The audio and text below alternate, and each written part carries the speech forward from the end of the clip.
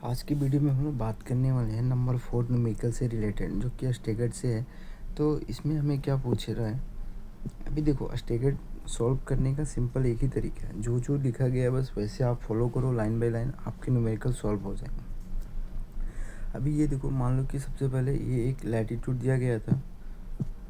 Assume करो ये light है, ये लॉन्ग है, जो कि यहाँ पे दिया है वो D R position. Okay, 20 degree 30 minute north और 179 डिग्री 50 मिनट ईस्ट, वो ये वाली पोजीशन है डी आर का। जब आप यहाँ पे थे तो देखा गया कि इंटरसेप्ट दिया है 5 मिनट्स अवे और एजमेंट है 000। एजमेंट 0 बोलने का मतलब क्या, कहीं ना कहीं ये हुआ। और 5 मिनट्स अवे बोलने का मतलब इसके अपोजिट डायरेक्शन में, सपोज यहाँ पे 5 मिनट्स है कि ये इसका एल हो जाएगा, जिसे हम लोग बोल सकते हैं LOP1। LOP 090 और 270 क्यों हुआ? क्योंकि यहाँ पे इसका एजिमत जो है वो दिया हुआ है 000 है। और हमेशा LOP क्या होता है, एजिमत में ±90 डिग्री होता है किसी भी सेलेस्टियल ऑब्जेक्ट का।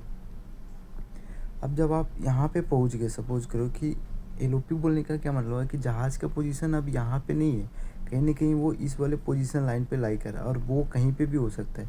उसे फाइंड आउट करने के लिए क्या, दो LOP को हमें इंटरसेक्ट करना होगा, जिससे हम लोगों को पता चल सकता है कि वहाँ जहाज़ का एक्चुअल पोजीशन कहाँ पे है।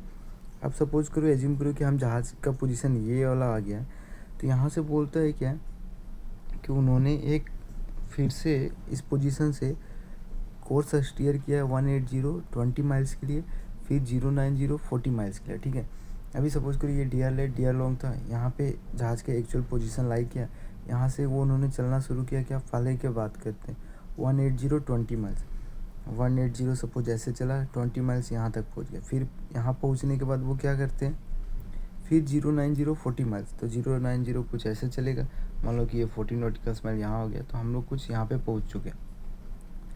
जब इस वाले पॉइंट पे पहुँच गए तो उन्होंने बोला क्या, एक और ऑब्जर्वेशन मिलता है इसको, और उस ऑब्जर्वेशन में देखा गया कि जो एजिमत है वो 045 है और 2 नॉटिकल माइल अवे है।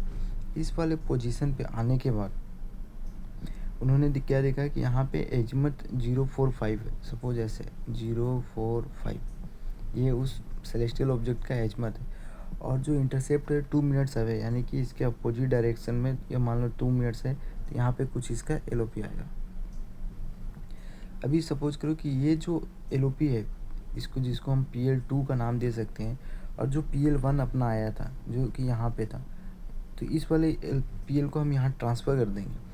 ट्रांसफ़र कैसे पता चलेगा कि ये ट्रांसफ़र किया हुआ है, हमेशा 2 एरो दिखाओ। ठीक है, तो ये जो PL1 जो हमने ट्रांसफ़र किया, और ये PL2 जहाँ पे इंटरसेक्ट करेगा वो जहाज़ की पोजीशन हो जाएगी। तो आपको इतना ये फर्स्ट डायग्राम, सेकेंड डायग्राम और ये थर्ड डायग्राम दिखाने की ज़रूरत नहीं है।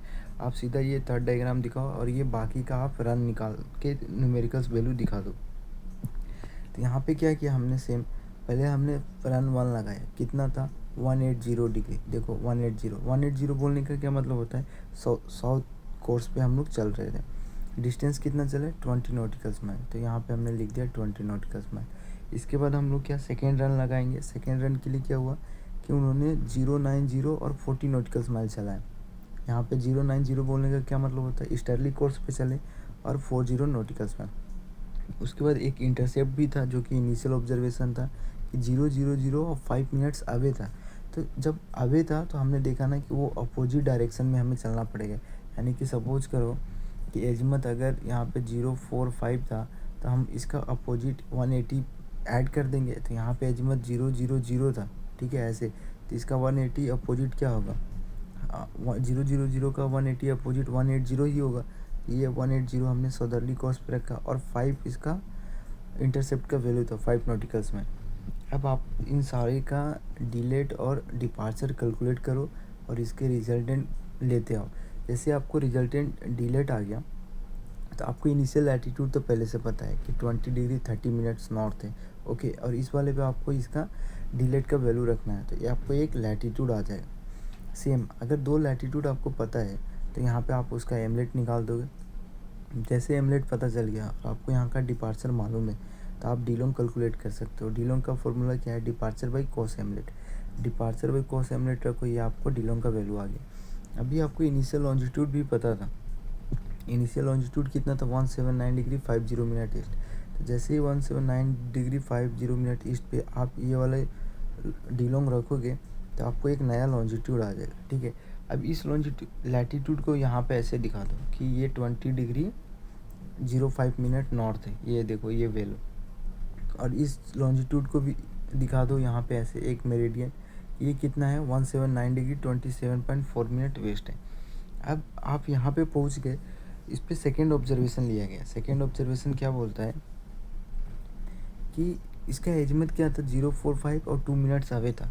तो जब आप इस वाले पोजीशन पे हैं, ठीक है, तो 045 कुछ ऐसे होगा, 045 2 मिनट्स अवे यानी कि अपोजिट डायरेक्शन में। मान लो ये 2 नॉटिकल माइल है अवे, तो 045 का 90 डिग्री प्लस माइनस करोगे तो कितना होगा, 135 डिग्रीज और 315 हो जाएगा, ठीक है। तो आप एक ऐसे करके एलओपी यहाँ पे ड्रॉ कर दोगे, ठीक है। ये एलओपी क्या है, PL2 है।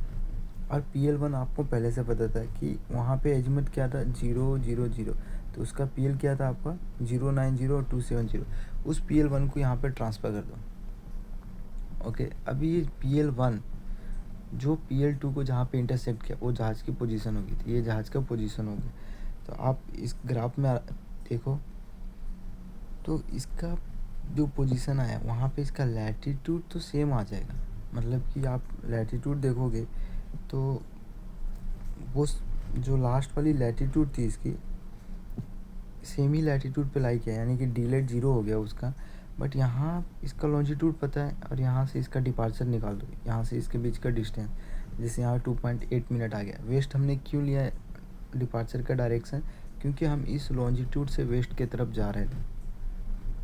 अब आपको देखो डीलोंग आप इजीली कैलकुलेट कर सकते हो, डिपार्चर आपको पता चल गया, एमलेट आपको निकालना है, यानी कि एमलेट यहाँ होगा नहीं, सेमी लैटीट्यूड पे आ गया तो आप लैटीट्यूड से भी लिख सकते हो।